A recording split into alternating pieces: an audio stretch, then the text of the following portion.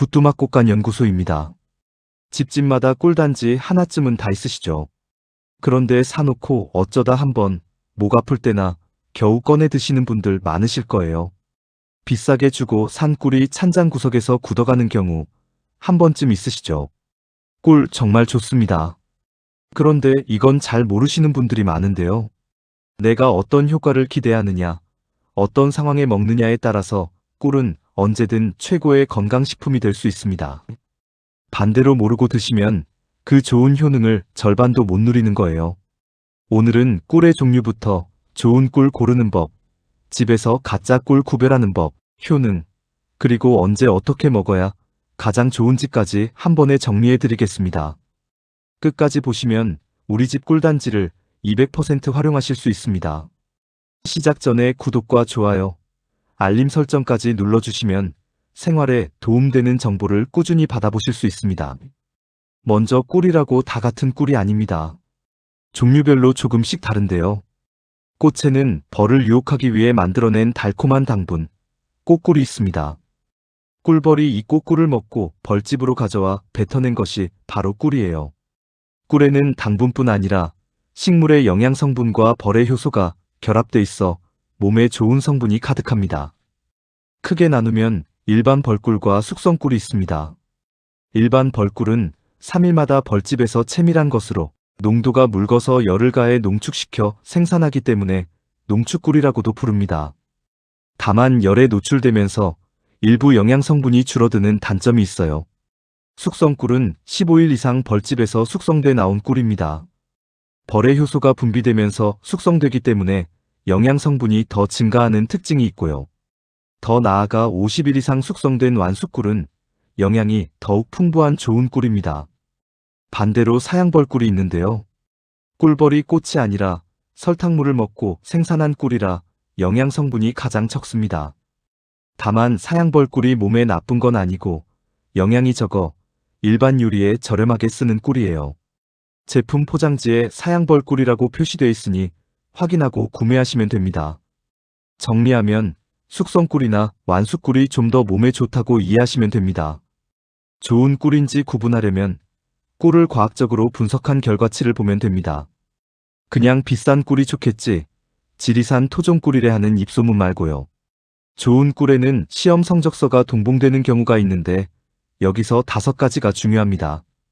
탄소동 위원 소비, 수분 함량, HMF, 전하당 비율, 잔류물질 검사. 이 항목들을 모두 만족한 것이 진짜 천연 꿀이라고 볼 수 있습니다. 이렇게 수치로 분석치를 제공하는 꿀은 많지 않으니 구매하실 때 한번 확인해 보세요. 또 진짜 꿀은 온도가 낮아지면 결정이 생기는데 이건 변질이 아닙니다. 오히려 진짜 꿀이라는 증거예요. 결정이 생겨도 그대로 드시거나 살짝 중탕으로 녹여 드시면 됩니다. 시험 성적서가 없어도 집에서 간단히 확인해 볼 수 있는 방법도 몇 가지 알려드릴게요. 절대적인 건 아니지만 참고가 됩니다. 첫 번째, 찬물 테스트입니다. 투명한 컵에 찬물을 받고 꿀 한 숟갈을 넣어보세요.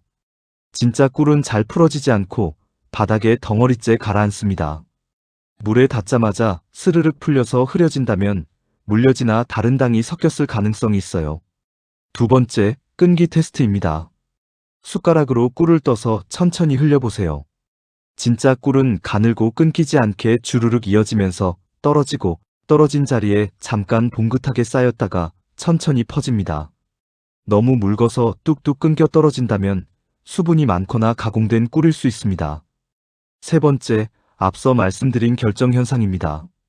날씨가 추워지면 진짜 꿀은 아래쪽부터 하얗게 굳는 결정이 생깁니다. 1년 내내 한결같이 맑고 묽기만 하다면 오히려 의심해 볼 만해요. 다시 강조하지만 이 방법들은 참고용입니다. 가장 확실한 건 역시 시험 성적서를 확인하는 거예요. 꿀의 영양 성분을 보면 포도당, 과당 같은 당류 외에도 비타민과 미네랄이 풍부하고 특히 엽산과 비타민 C가 많이 들어 있습니다. 벌에서 나온 효소, 그리고 식물에서 나온 폴리페놀과 플라보노이드 같은 항산화 성분도 들어있어요. 그래서 꿀은 항산화 효과가 좋다고 알려져 있는데요. 우리 몸의 세포를 보호해 혈관과 신경세포를 보호하는데 도움을 준다는 연구 결과가 있습니다. 항균 효과도 인정받고 있어서 구강 건강에도 좋다고 알려져 있어요. 꿀은 달지만 치아를 썩게 하지 않는다는 연구도 있고 구내염에 발라도 도움이 된다는 결과도 있습니다. 위장 건강에도 도움이 되는데요. 설사가 잦은 분, 위장이 약한 분에게 도움이 된다고 알려져 있고 꿀에 든 올리고당이 장내 유익균의 먹이가 되어 장 건강에도 좋습니다. 또 당뇨나 심혈관 쪽에서도 그냥 설탕보다 인슐린 수치를 적게 올린다고 알려져 있어 설탕을 줄이고 꿀로 대체하면 도움이 될 수 있습니다. 폴리페놀 함량은 밤꿀에 가장 많다고 알려져 있고 그 다음 대추꿀, 자파꿀, 유채꿀 순입니다. 어른어린이 모두 기침에 도움이 된다고 알려져 있는데요. 단, 만 1세 미만 영아는 절대 드시면 안 됩니다.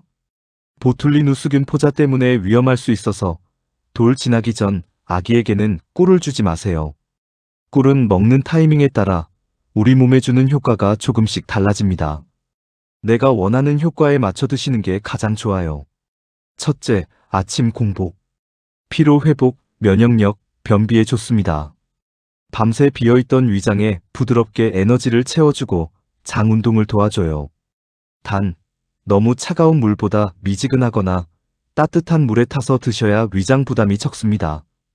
둘째, 식후. 소화에 도움이 됩니다. 기름진 음식을 먹은 뒤 속을 편안하게 해줘요. 느끼할 때 단 거 먹어라 하던 옛말이 과학적으로도 맞는 셈입니다. 셋째, 오후에서 저녁 사이. 졸리고 피곤한 오후엔 과자나 초콜릿보다 꿀이 훨씬 건강한 당 보충 식품이에요. 저녁에 따뜻한 꿀차 한 잔은 목이 건조하거나 말을 많이 하는 분께 좋습니다. 넷째, 운동 전. 의외로 모르는 분이 많은데 운동 전 꿀물 한 잔은 혈당을 빠르게 올려 지구력에 도움이 됩니다. 흡수가 빨라 운동 중 에너지원으로도 좋아요. 다섯째, 자기 전. 잠들기 30분에서 1시간 전 따뜻한 꿀물 한 잔이나 꿀 한 숟갈은 긴장을 풀어 숙면을 돕고 자는 동안 목을 보호해줍니다. 새벽 저혈당이 걱정되는 분께도 좋습니다. 과하지만 않으면 숙면과 목 건강 챙기기에 좋아요. 꿀은 궁합 맞는 재료와 함께 먹으면 효과가 배가 됩니다. 첫째, 레몬.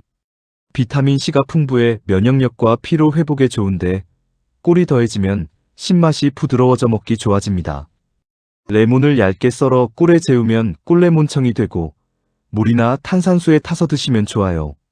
둘째, 생강. 몸을 따뜻하게 해주는 재료라 손발이 찬 분, 환절기 감기 잘 걸리는 분께 좋습니다.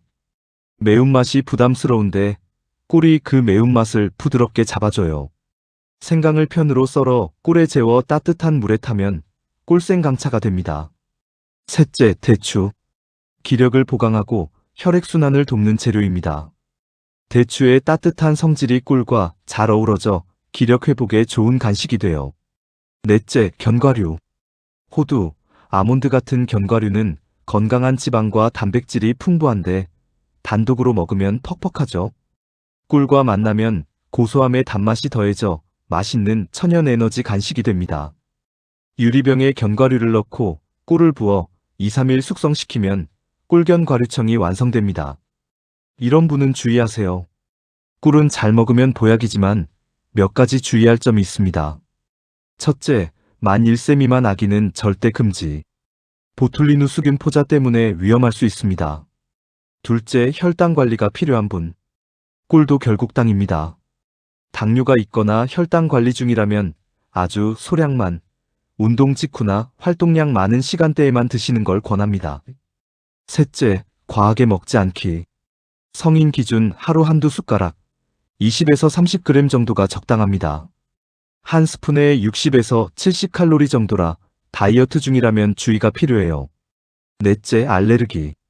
꽃가루나 벌 알레르기가 있는 분은 입안이 가렵거나 두드러기가 날 수 있으니 처음엔 소량부터 드셔보시고 이상이 있으면 바로 중단하세요.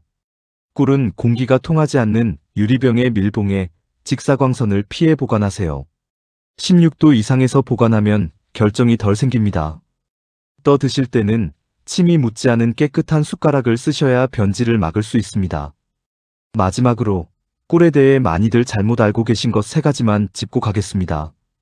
첫 번째, 꿀은 유통기한이 지나면 못 먹는다. 사실 꿀은 제대로 보관하면 거의 상하지 않는 식품입니다.